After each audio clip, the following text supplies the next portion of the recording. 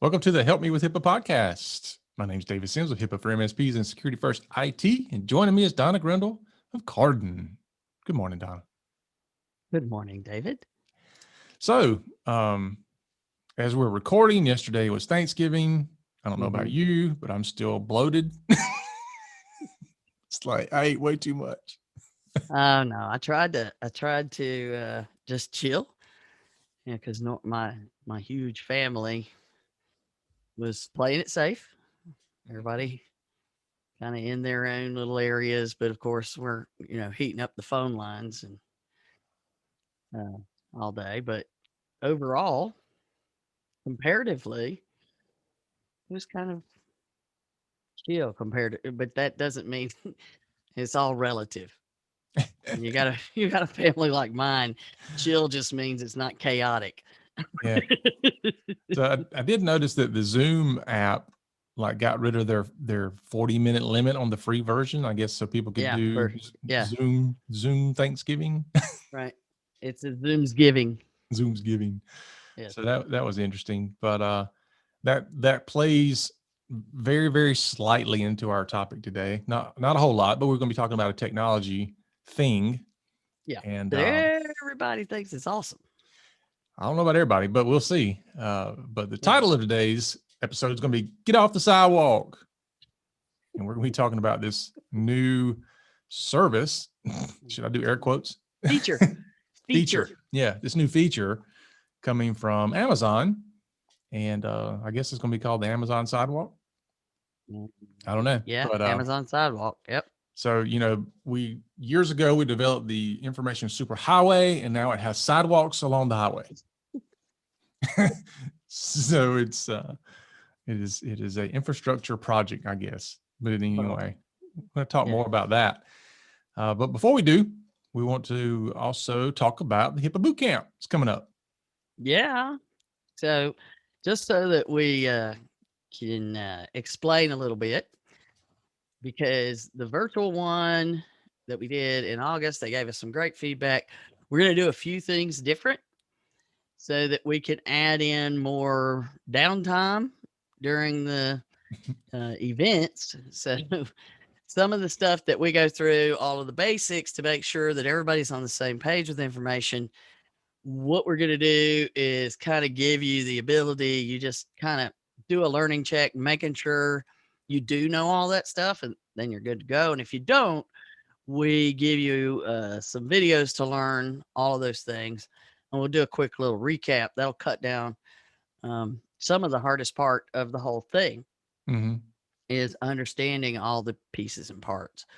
And a lot of people don't understand all of them. So it is important to make sure that we do that. But as one of our attendees from last year that's near and dear to your heart, David, as she said, I've never been to a conference where I had to do homework. It's not a conference. It's not, it's a class. And Yeah. so there's prerequisites.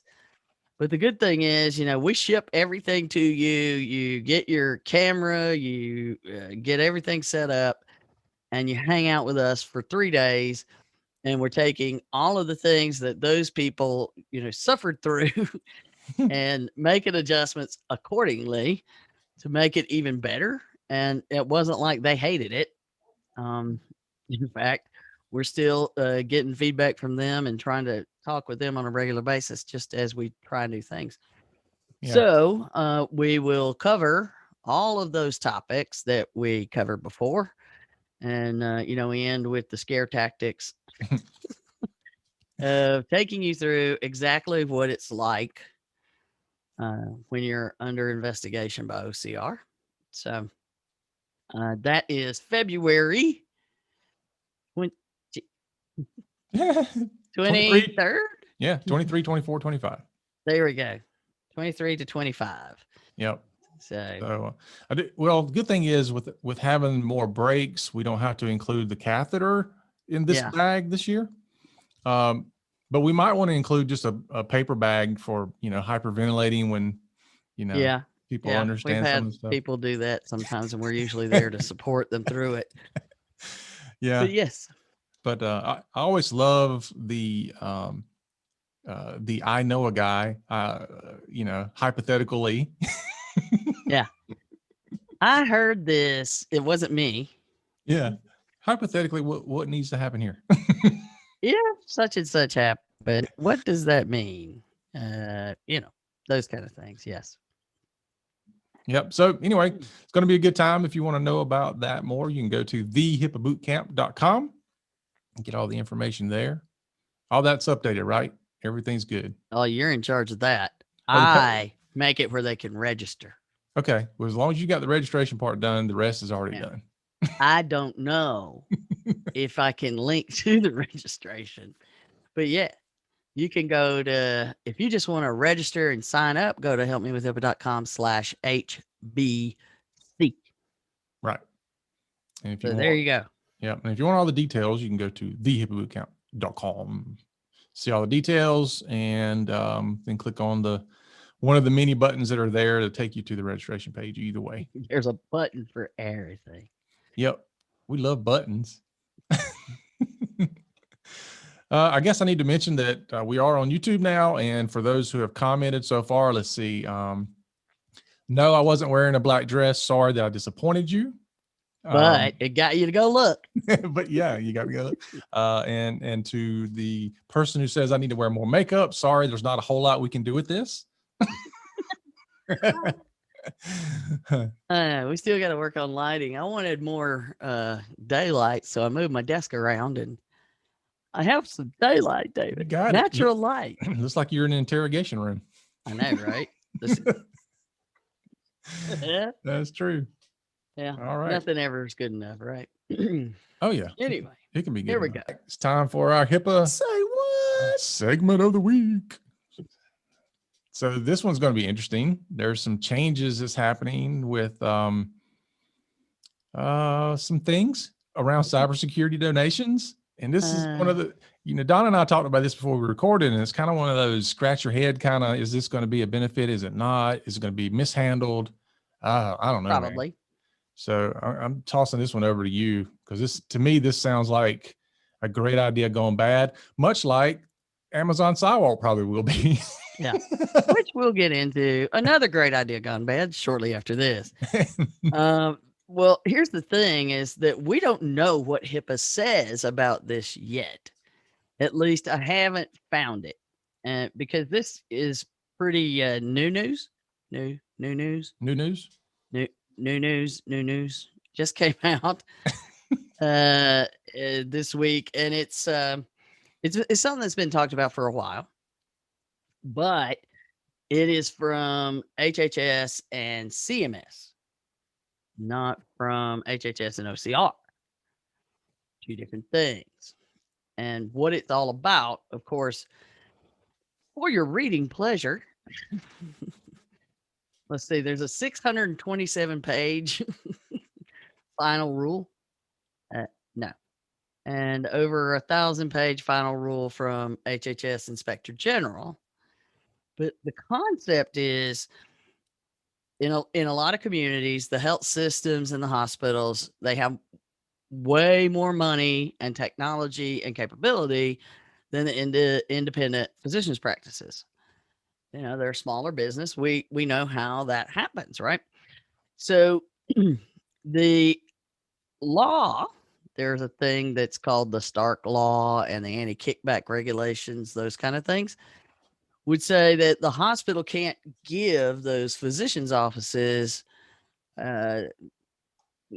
just anything, because it would be like they're giving a kickback for sending people to the hospital. So there's all those things that are involved in that. They had carved out that you could share an EHR just so that we could do interoperability things. And now they have decided that you can donate to and it's a donation, but there's no, what do they call it? Quid pro quo. Yeah. You can donate from the hospital or health system to the independent physician practices, cybersecurity technology. The thing is that, when they first talked about it, it was like a firewall. right? Everybody could standardize on a firewall and have all of the monitors on it. And you could have the high end stuff where, it's got IPS and all of those things. But now it is very broad because it includes developing, installing, and updating cybersecurity software and providing cybersecurity training services and the training on how to use cybersecurity technology, how to prevent, detect, and respond to cyber threats, how to troubleshoot problems with the cybersecurity technology, the quote help desk kind of thing, and even more than that. But the malware, software, endpoint protection, basically out the wazoo. So they Yeah. could go promise everything, and it's a donation. Yeah, but these are all the things that at least my clients tell me they don't want to do. They don't want to learn how to do these things and to respond and troubleshoot. And, they hire us to come in and take all these things away from them to worry so they can run their business or they can see patients or whatever. So, Yeah. I Well, don't know. yeah, I mean, there's so many layers of problems with this. First of all, how does this fall under HIPAA? Is now the health system, I mean, legally, if we look at the way it works, they would be a business associate. Does Mhm. that mean the health system is a business associate, but only, they're going to have to carve out only the technology sections? And the hospital, I can tell you this from experience. There are very few hospital owned clinics that are out there where the entire clinic system is actually secured. They'll tell you we ask for things, but they always tell us they don't have time to come to us because they're dealing with the hospital. Yeah. So they're already stretched thin. I don't know any of those departments that would be like, yeah, let's add more stuff Yeah. for free. Well, another Yep. thing we talked about several times on the podcast is where you have these IT specialists that are familiar with the big hospital systems and then taking that knowledge and implementation mindset and put it into a small practice. And now you're like, that doesn't fit because, a hospital is going to have a much bigger network with much bigger and more expensive things. And so if that's all I know as a technology person, and I walk in and say, oh, well, you need this $50,000 piece of equipment because that's what I know, Yeah. or whatever. I mean, we see things all the time where there's a practice with 5 computers and a server or 2 Right. servers or whatever. And you're like, why? It's too small for that environment. But there again, that's something you're going to have with this, I think. And there's just so many layers. There's just so many layers that's going to have to be figured out. Is because I know those hospitals aren't going to have the resources internally to do this and to manage this at any kind of scalable level, where it would really matter. I mean, if you're talking about doing it with 2 offices, it's different. But if you're only doing it with 2 offices, they probably already are tied so tightly together. You know what I mean? But this is going to create mass confusion. It will likely create less secure physicians' practices because they will make assumptions that it's being taken care of, and no one will be clear on where that line is drawn because everything here is about assisting with cybersecurity parts. Yeah.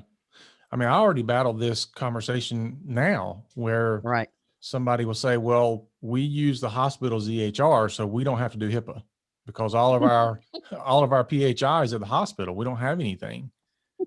I already battled that. And the hospital is like, what do you mean? Wait, what?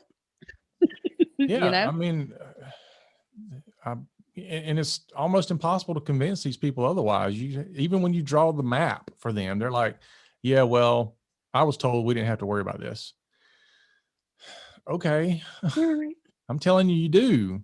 And, Are you I'm going to going to go believe? with the thing that I like to hear, not the thing that I need to hear. Right. Yeah. Are you going to believe the thing that is against what you want to do? Not, not likely. Right. So, I mean, we do have that issue is I'm only going to believe the thing that says what it is that I want to hear. Yeah. If it fits my point of view, then it's correct. Yeah. Otherwise, you're lying. Get out. And we can spiral in all kind of ways with that, Oh because God, yes, that we happens can. in every aspect of life, whether it's politics, religion, family, everything. Mm-hmm. As long as it fits your narrative, you're good. Yeah. And then there are those of us that go, you should really think about that more than one way. Like Yeah. this. Yeah. It sounds great, but there are so many variables and so many pieces that we have to worry about, and how it could be implemented, how it could be managed, where is the line drawn, what happens if a problem actually occurs, who's got the liability, who's got the, oh, well, we're going to provide all these services. Okay, well, that connection went down. Everything's down at the hospital. When do the physician's practices come into that line? Well, I don't know. The hospital, then the hospital's clinics that they own, and their surgery centers, and then way down here, physicians' offices who are actually treating the patients during a disaster, just as much as the hospital. So, I mean, there are so many variables that have to be figured out, and we both know that'll be skipped. Mm-hmm. Yeah. So if people are saying, well, we're just going to get it all donated, somebody needs to be evaluating what risk is being managed by what entity. And we need some a little bit of guidance, because this is totally different than I'll let you log in and use the EHR and I'm in complete control, versus I'm going to take care of your network, whether or not you're using my EHR. I'm going to have complete control of your network. And I mean, I have a lot of questions, about that. If you were going to take over my network, I don't know about you, David. Yeah. Lots of questions. Yeah. But they won't know to ask those questions unless Of course people not. are telling them to. Yeah. Most people proceed with everything's working, so everything must be fine. Well, and it's more of that whole thing, as I was told I didn't have to worry about any of that. And you should always worry. I don't care who's doing it. If you own a company, you should be worried about how it is being handled. Period. Yeah. The healthy kind of worry. Yeah. Yeah. Not the freak out control freak kind of worry. It's I want a Concern. regular follow up. I want to see my monthly reports. Oh, and how is the hospital going to be providing that kind of information so that I can prove that? Yeah. Yeah. I mean, there's a long list of concerns I have in how this will actually work if someone tries to implement it. So there's going to need to be very, very specific things in writing. Whether or not OCR comes out and says they're a BA, I'm still going to need to know exactly where the line's drawn liability wise and what it is that I need to worry about versus this donation. And what we always say, um, what would you think if you had a ton of equipment and you brought in new stuff? What would you donate? I would not donate the new stuff. I would donate my used stuff that I'm upgrading because this doesn't meet my needs anymore, but it should be fine for you. I mean, there's so many variables. So if you're involved in these discussions, please ask a lot of questions. Again, we already battled this with these independent offices to stop using equipment that's so old and out of date. It doesn't have the security licensing on it anymore, or they get it and then can't afford the security license for it. Yeah. It only has another year left before it hits end of life.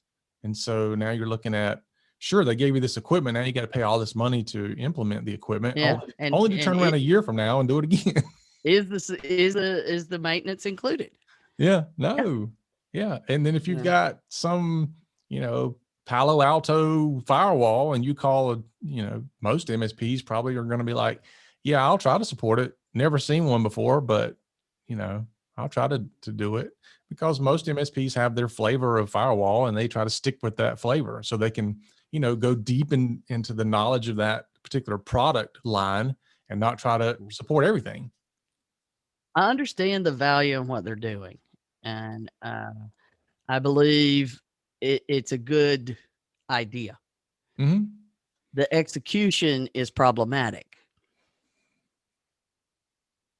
I agree. So, Well, I don't know. the main thing I is think they should just hire you and then donate your services. donate my service. Donate the services they pay you to provide. There Yeah, you as go. long as I'm not donating them, we're fine. As long as you're not donating them. Well, so either way it's coming, just as long as you know it's coming and you know to ask questions. That's a good start. Yep. So this is speaking of new something news. else that's coming and you need to be asking questions about, let's talk about the main topic of today's show, which is getting off the sidewalk before you get run over. Get off the sidewalk. So I didn't know anything about this. I've been kind of off of all social media and news for the past week or two, just way bogged down into other business related matters. And so I get this morning and I'm like, okay, what is this Amazon Sidewalk? And so I Google it and I'm like, oh, heck no. No. I didn't even make it past the first paragraph before I was like, no. No to the no. I ain't, no. The minute I saw it. And, the good news is I kind of held it because I knew you were a little busy. I've been trying to test it out, where all do I need to do things and how it needs to be done. And wow. Yeah. Wow. So let's talk about what it is first. What it is. Yeah. So Amazon has decided that it's going to have a new feature for you that will be so beneficial because it is going to take some of your Amazon devices and it is going to allow those devices, which I guess would be the Alexa devices. So the Echo, some of the Ring devices, it's going to create a shared network that's meant to help these devices work better, which I love the ambiguity of that. Yeah. So what it's supposed to do is create all these little networks with nearby devices of your neighbors. Mm-hmm. Yes, your neighbors, and share your bandwidth and their bandwidth. Because sharing is caring. And if your internet goes down, you can still get to your stuff because you're borrowing your neighbor's internet service. Which, funny thing is, if I was to borrow my neighbor's internet service for, let's say, video gaming or because I don't want to pay for internet, that's a crime. But for some reason, this is okay. Yeah, apparently. Again, good idea that, where I want to put another security camera, it's too far from my Wi-Fi for it to work. But don't worry, my neighbor's Wi-Fi also uses Amazon, so I'm going to just get some bandwidth from them. Yeah, and the weird thing is filtering it. Yeah, and if my neighbor, because here's the thing that you and I do, like we have the Wi-Fi. I'm sure our neighbors can pick up the Wi-Fi, but we have it secured, so they can't get on our Wi-Fi even if they wanted to. Mm-hmm. But this is going to create a separate network outside of that your neighbor's devices can connect to. Like, seriously?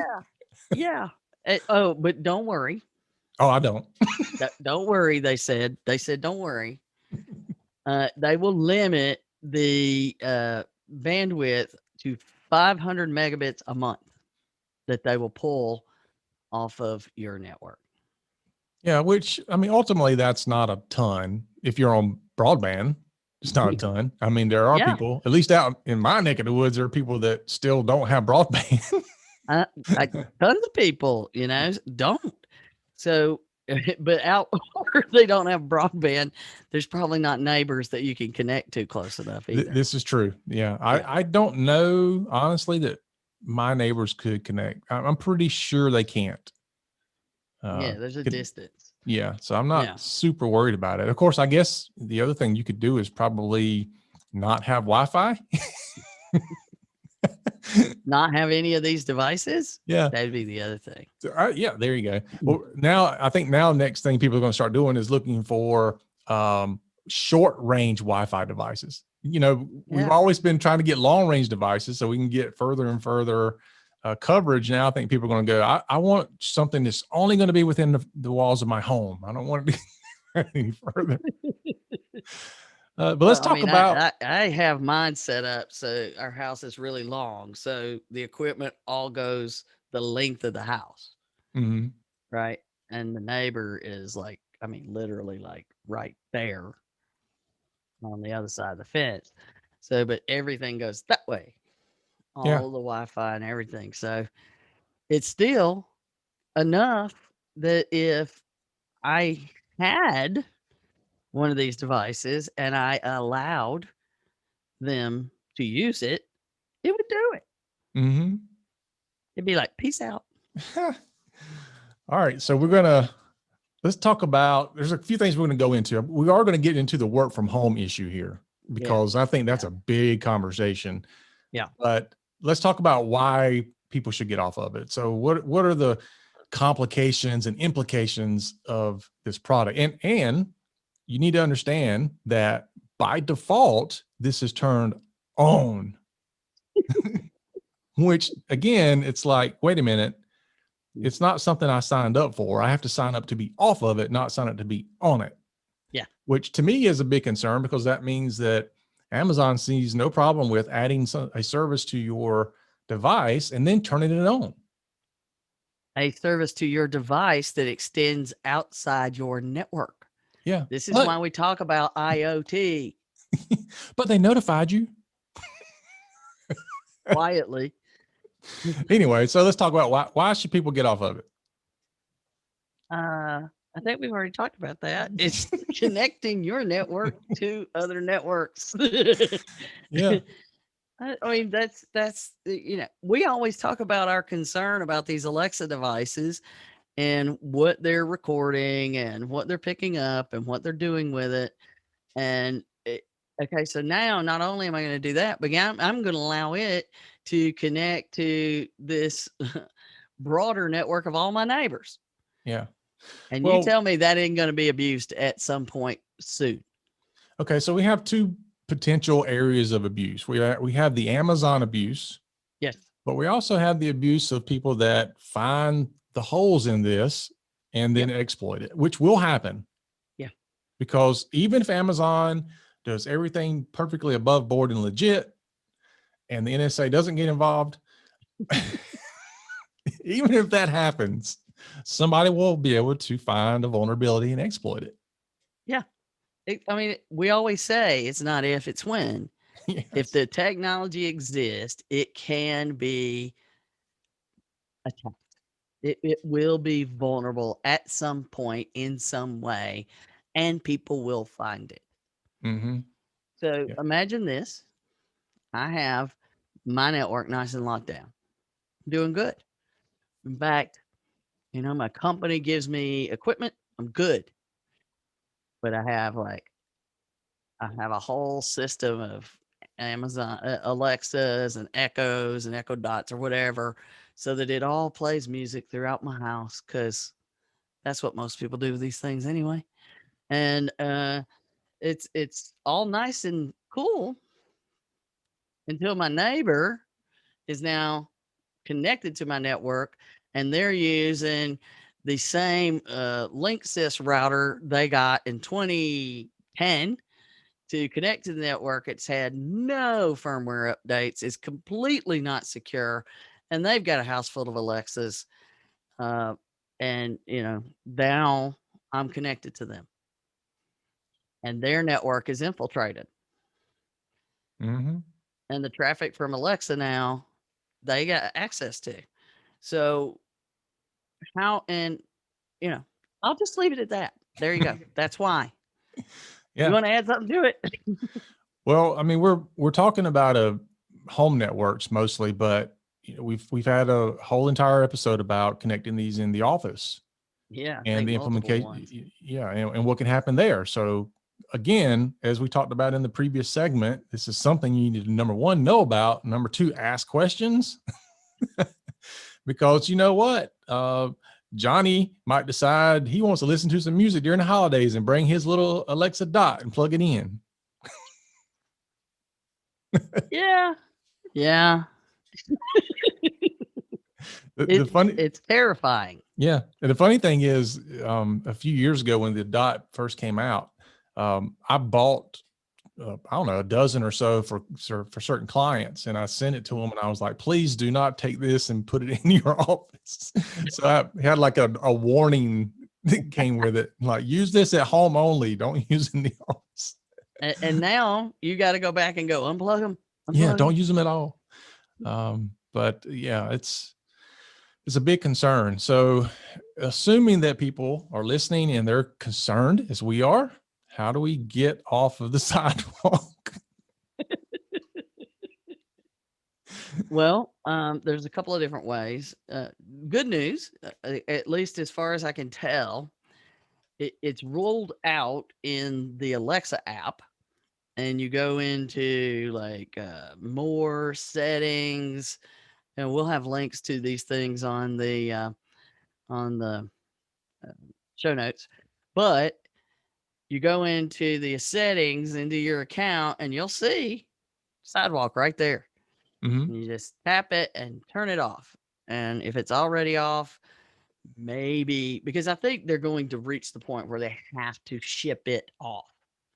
But if they do that, then it's never going to be, Well, it'll never be useful. One article I read said that if you're setting up a new device, you have the option to turn it on or off. But if it's an existing device, then so far by default, it turns itself on. That's when the update is loaded. Yeah, that's what I've read.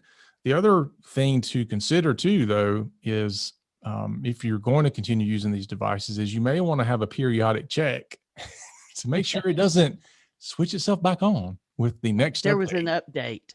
Yeah. We know our bad. We know you turned that off by mistake. So we shall switch it back on for you. Yes. We're so kind.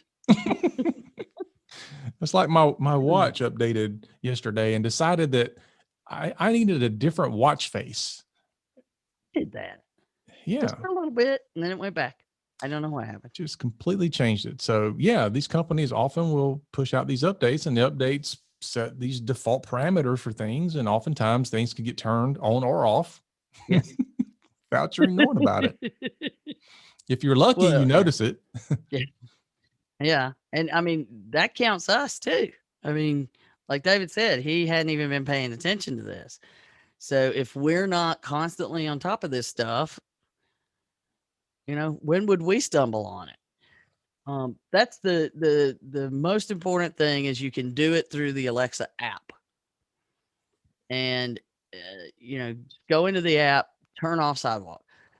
They're also rolling it out under the Ring devices, but they're rolling it out a little differently under the Ring devices because it says you need a Sidewalk bridge device. And then your whole Ring network can now be part of Sidewalk. And that requires you have a floodlight cam, spotlight cam, or a spotlight, one of the spotlight cams or the floodlight cam. Apparently, those are required to be Sidewalk. If you don't have those and all you have is the Ring doorbell, apparently, at least right now, it appears that the doorbell itself doesn't have the capability. It doesn't have that the power, and I would imagine that it doesn't, like the ability on the network with the stronger devices that are actually wired in. Yeah. Yeah, because we need to make sure that our doorbells have better range so that you can stand further away from it and ring it.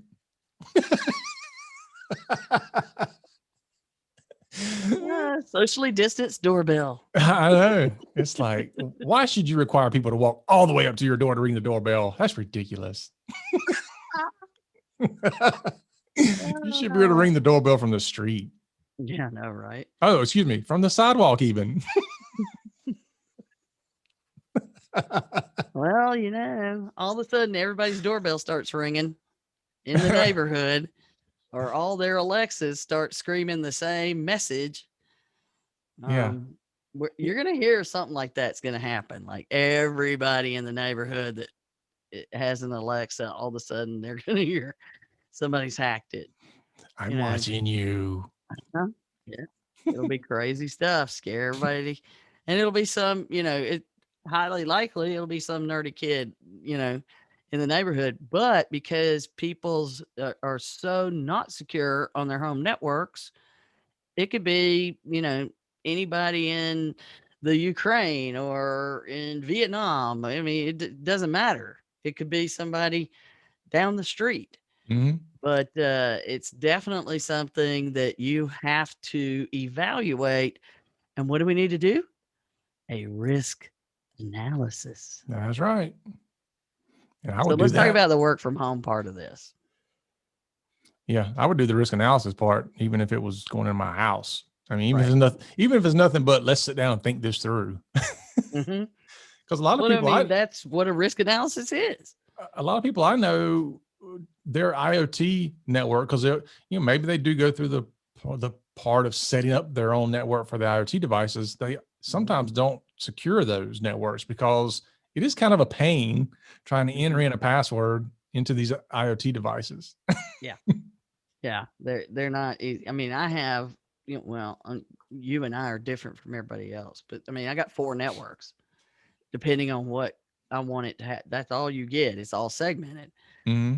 And most people aren't going to have that kind of segmentation to block things. It's just a big flat network, and I can get to the Alexa, the laptops, the phones, the refrigerator. I can get to all of it if you can get into the network. Yeah. So No, my wife always gets mad at me because every time anybody needs to print, they can't print through the network that we're on. They have to connect to a different network to print. Yeah. Well, printers are notoriously not secure. I know.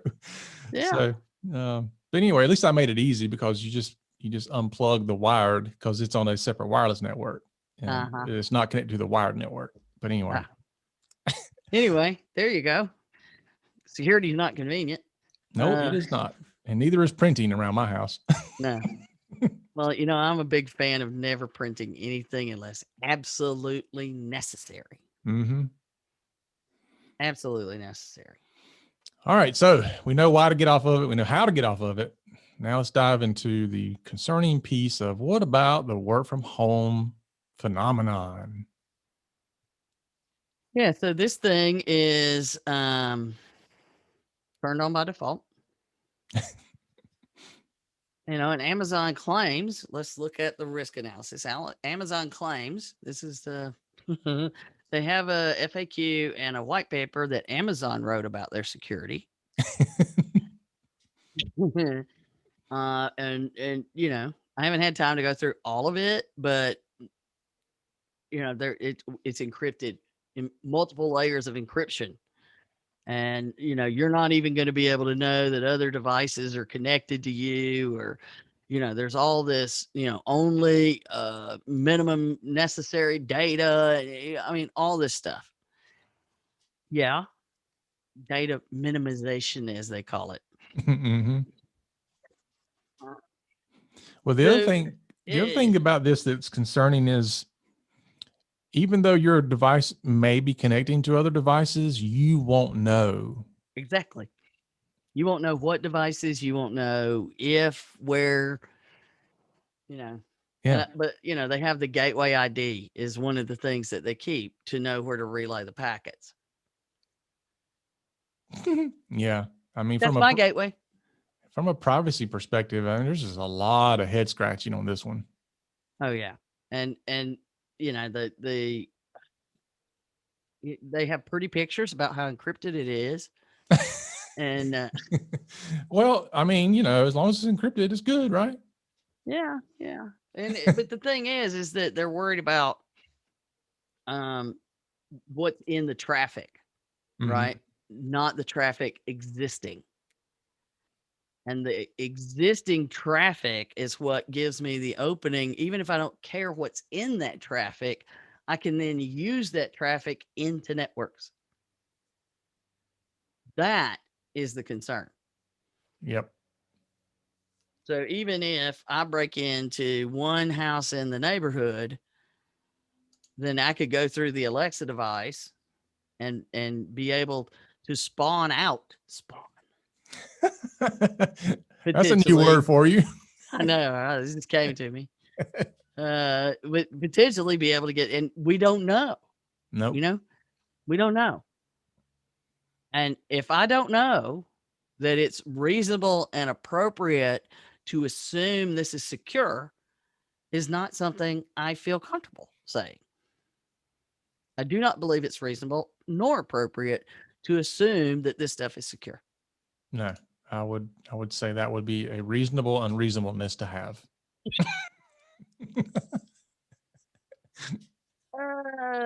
Yeah, I concur.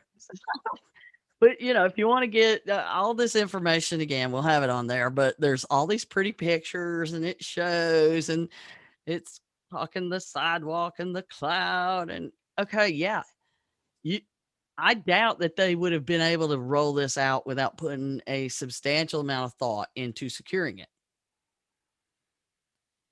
But what did we just talk about? Oh, Amazon's having a tish of a problem on the East Coast this week. Yeah. And I don't know that they've published yet, or I haven't seen what the problem was. Yeah, But I do know that between New York and DC was where the worst parts were. Yeah, as of yesterday, I was still getting notifications from some of my third-party vendors that they were experiencing outages because, they're on the Amazon Web Services. Yep. The more and more people use AWS, and I mean a ton of people use AWS, that is a targeted backbone. Mm-hmm. Yep. And so for everybody who's like, we're in the cloud.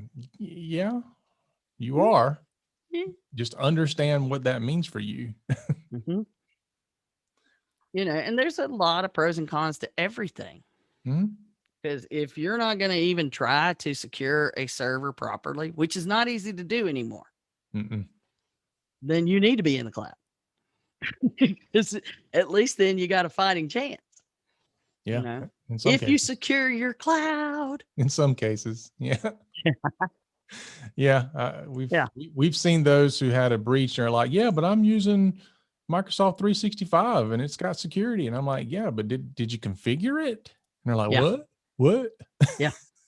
That's like one of the things that we do in our assessments is we check those settings. Like in your EHR, it's has security settings. Let's review what the options are.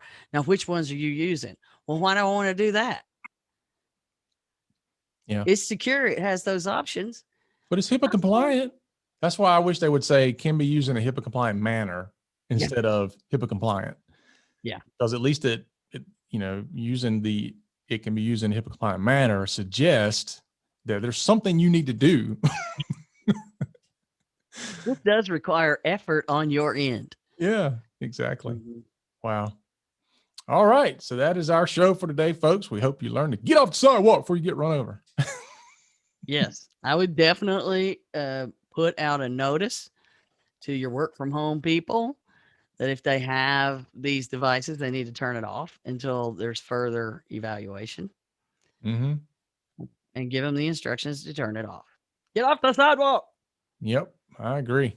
So I'm sure we'll be hearing more about this in months to come. Both of these things that we discussed today. Sounds great. Yeah. Big gaping holes. But it sounds great. Yeah. And if we can find that much concern about it, just reading a few articles, then, once it rolls out and it's there, it should be even more interesting.